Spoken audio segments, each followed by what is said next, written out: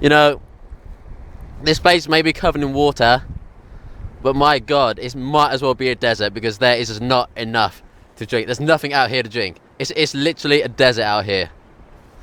Now, what I'm doing out here, I'm trying to survive out here for 3 days. I'm on the first day, and you know, I feel quite scared. You know, it's not night time yet. I've been out here for a few hours, and you know, I'm very kind of anxious about this water. You know, you fall into the water, you could die, and there's not really anyone around to save you. So I was going to see how it goes, take it, you know, a bit at a time. My mouth's already dry, but I'm not having any liquid inside me.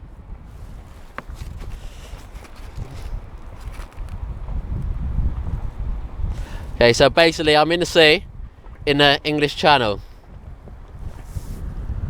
I'm already feeling weak, I'm feeling a bit sick as well. So my plan out here is to try to survive.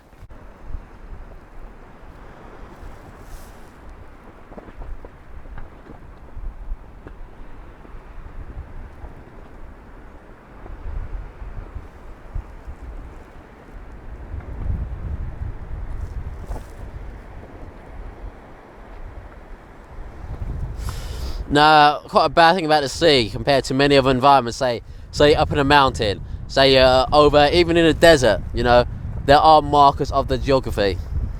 You know, in a desert, depending on the desert, it may be quite hard. But you know, like if you find a tree, you see a tree in the distance, you see a sand dune in the distance, you know where you are from there. If you're on a mountain, you got very good markers of locations. Out in the sea, there's no markers. Everywhere looks the same in every direction. So you kind of got to be aware of that. So kind of the main thing you need to be aware of is kind of the orientation, you know, your north, south, east and west. If you know that, and you know where the landmass should be from there, then that's your best bet.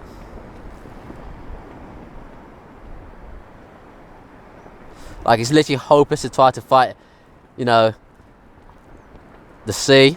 You know, the tide's going in and out, you can't fight it.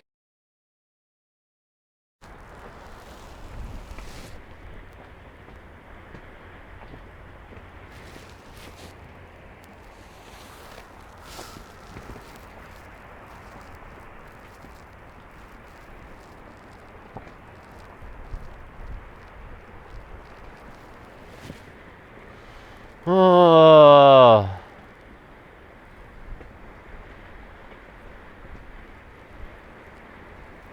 Oh, it's like a yawn and a moan of pain. Oh.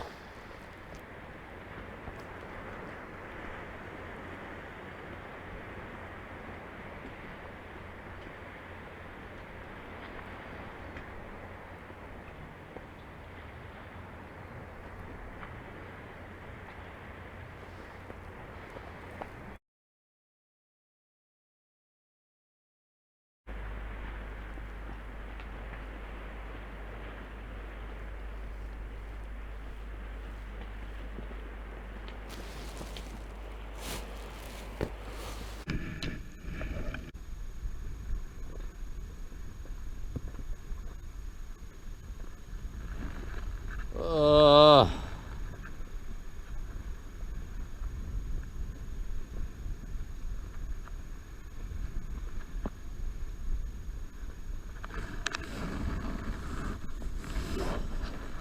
Oh, oh.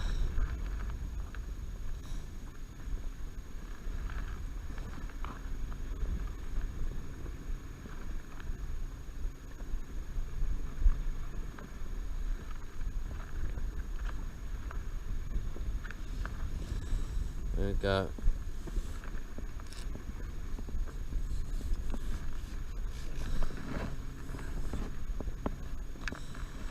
This will act as a fishing line.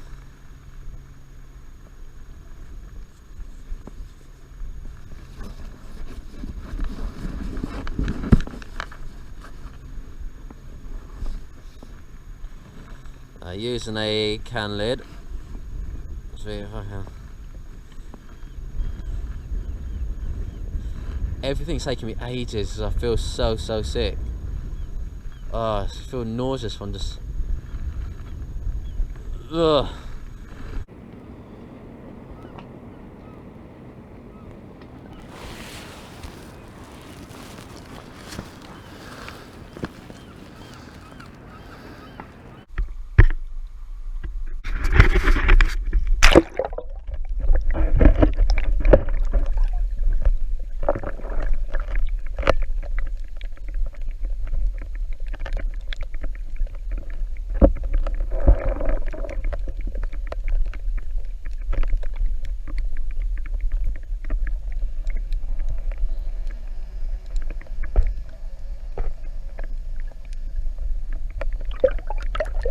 Very, very cold.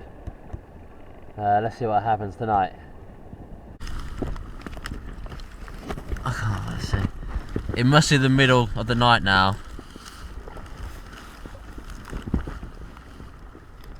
And I just feel terrible still.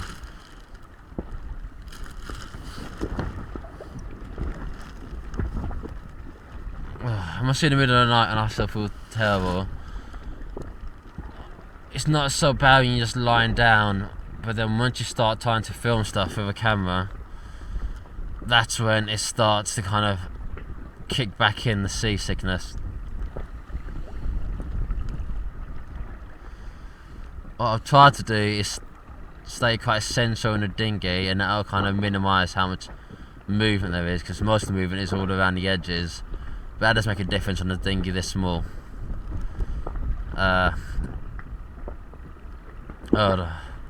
I've had some sleep, which would be nice.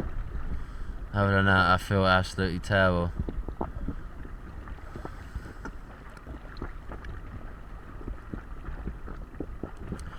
The temperature has taken a turn for the worse as well. It is absolutely freezing cold.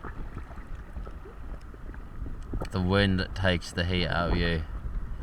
The sea air just takes the heat out of you. Kind of get some more light.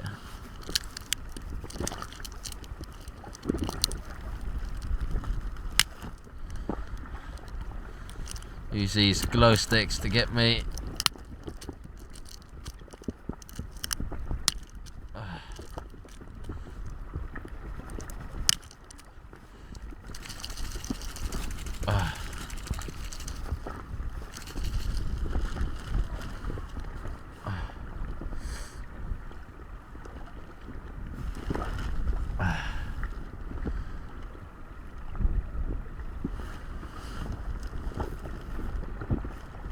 My only plan now is to just try to survive the night and try to stay warm enough.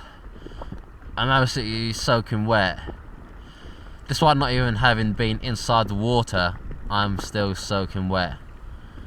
Just from the sea, air, and just from water just constantly splashing its way in. It does soak you through. There might be a leak on this thing, I don't know. But there's got a fair bit of water inside here.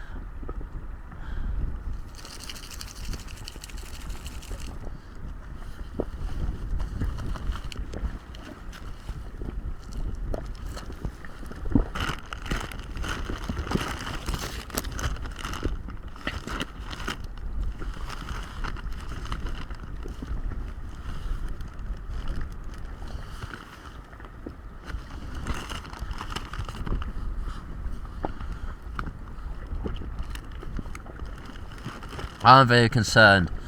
If I do vomit, I will lose vital liquid out of my system, which I can't afford to do with no kind of water intake at the moment.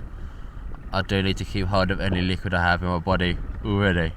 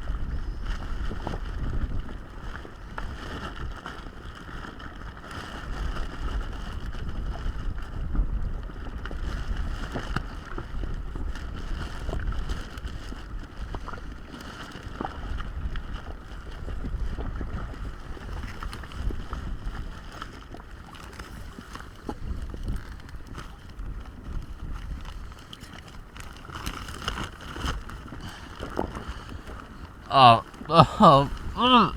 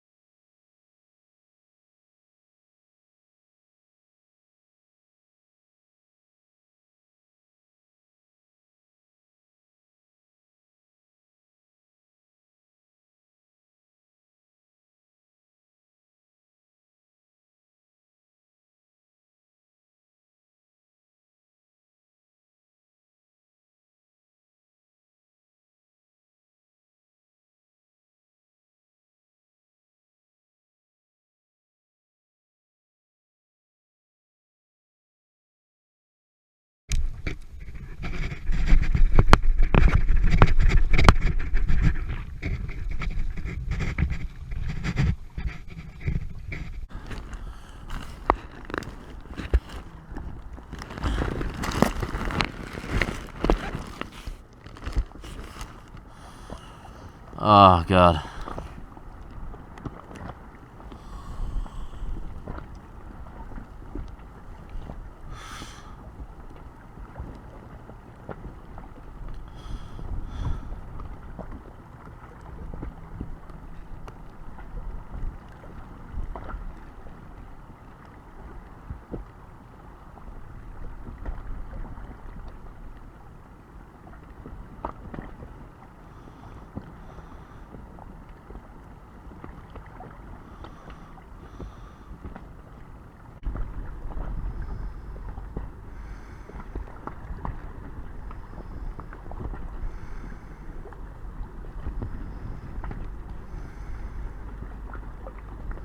The only shelter I really have are my clothes and a bit of plastic.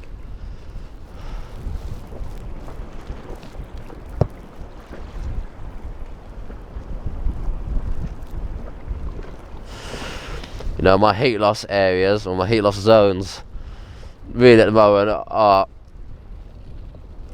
like my feet and my face. So a lot of my heat is just dissipate. Oh, sorry, it's getting cold. Dissipating from, and it is absolutely freezing out here.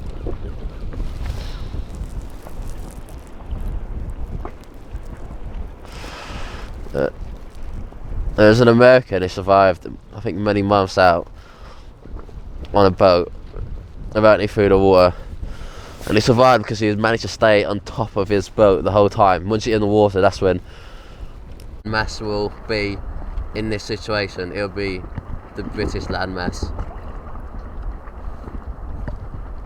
Obviously I consider landmass. I'm not an idiot. I'm not gonna take my dinghy out a billion miles out in the middle of nowhere. Like, you need it a safe distance away, you know, gotta be safe. Yeah,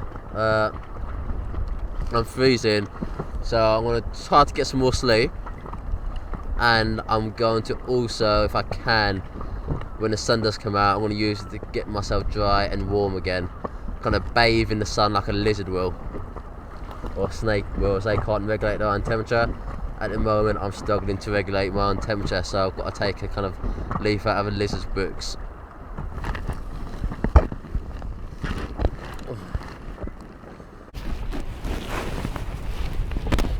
It's less salty than seawater, which means that more water is used to get rid of the seawater than the seawater you're drinking. This causes dehydration and kidney failure. Some people say that it's possible to drink up to about 32 ounces. of seawater a day, but I don't know. It may do harm to you, and it may do damage to your kidneys. You know, I think to drink 32 ounces of seawater, you really do need some fresh water at hand to kind of like dilute it. Sort of ratios. Yeah, so even like salt water will cling to your lips, like the sea air, salt water. You know, you lick your lips, you're gonna make yourself more thirsty. So I try to avoid licking my lips, but I feel like I have to lick my lips because they're so dry. It feels like they're being damaged.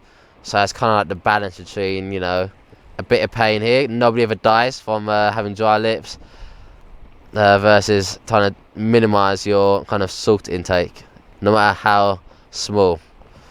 It's kind of risk and reward, you know. The tongue's very absorbent and it will absorb the salt.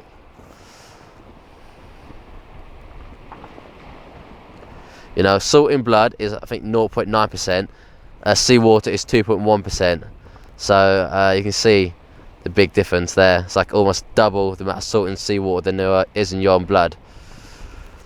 Also, drinking urine, don't drink it. It's salty. It's not worth it. You know, it's got, you know, you're just reingesting salt from your kidneys. It's reingesting salt that your kidney has been trying to eliminate. So it's best not to drink seawater. No. You shouldn't drink your urine either, because really what you're doing is reingesting.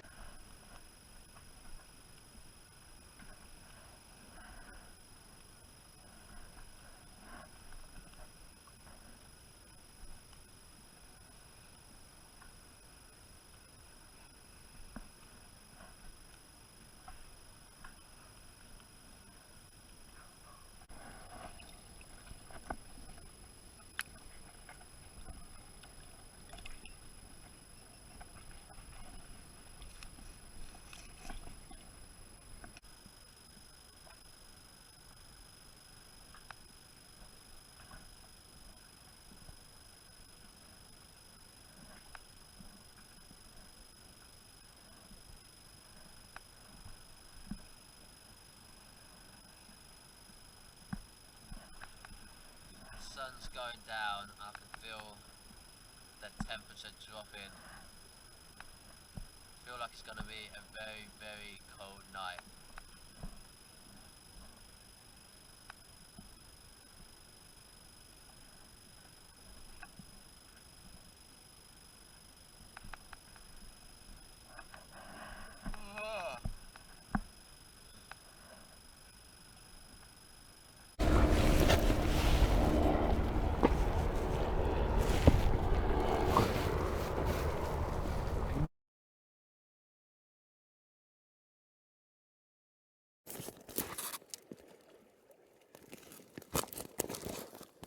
I'm about to take off all my gear. Because everything I'm wearing feels so itchy. Oh my god, it's so itchy. You know, when you hear about people being seasick, you think, that's a bit weak. But that's, you know, maybe that's because they're on a boat. They're normally on like a large, decent sized boat, and it's only slightly moving, and they're on it for like a half hour, an hour and a half most. This is the second day I've been on this same dinghy. It's a small inflatable dinghy. It's constantly moving because it is small and it's inflatable. And it's just the motion sickness. You just constantly move, like non-stop. Imagine being on land and, like, I don't know, you're just constantly unsteady, you're constantly being moved around. So that feels like, and it's just absolutely torn my stomach apart.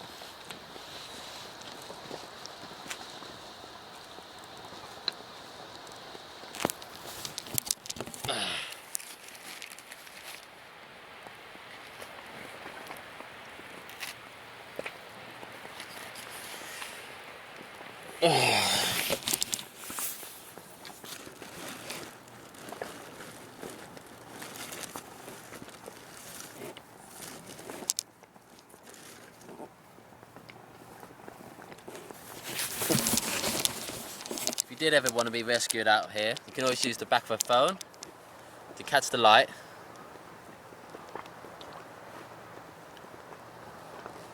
And create a signal. if you do it in patterns of 3, so it's repeating, so 1, 2, 3, 1, 2, 3, 1, 2, 3.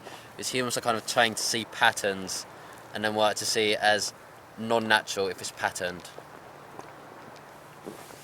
See, I'm absolutely fucking knackered after being at sea.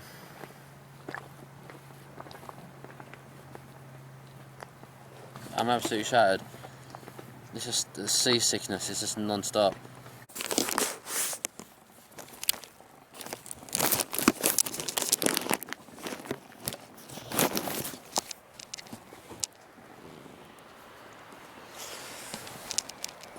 So I've got myself a source of water, almost accidentally. So inside this plastic top there was seawater, and now you can see all these droplets at the top must have evaporated and condensed. So what I'm going to do is cut it open and lick the droplet. It's not a lot, but it's good. Now it's worked like a solar still. So yeah, I'm going to just go into it and get some liquid.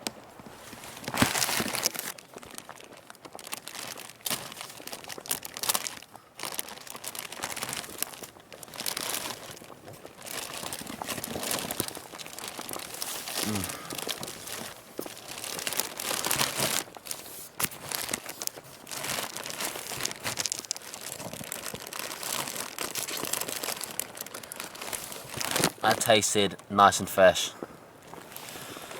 That tasted so bloody nice and fresh.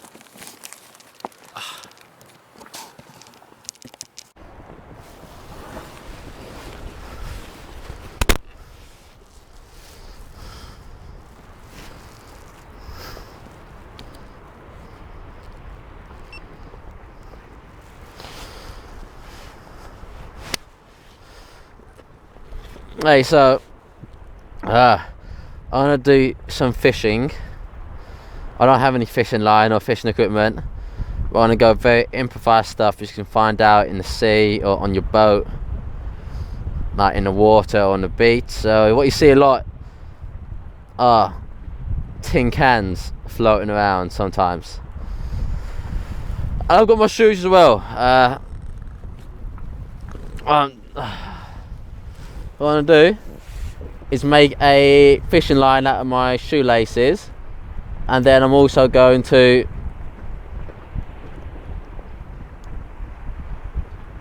make a hook from some can lids. So it's going to take my shoes off.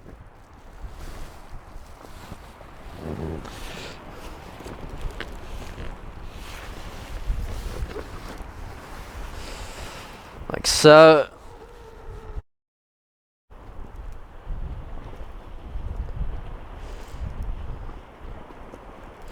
Literally, like back this time last year, 6 people died in the space of 24 hours in complete different tragedies.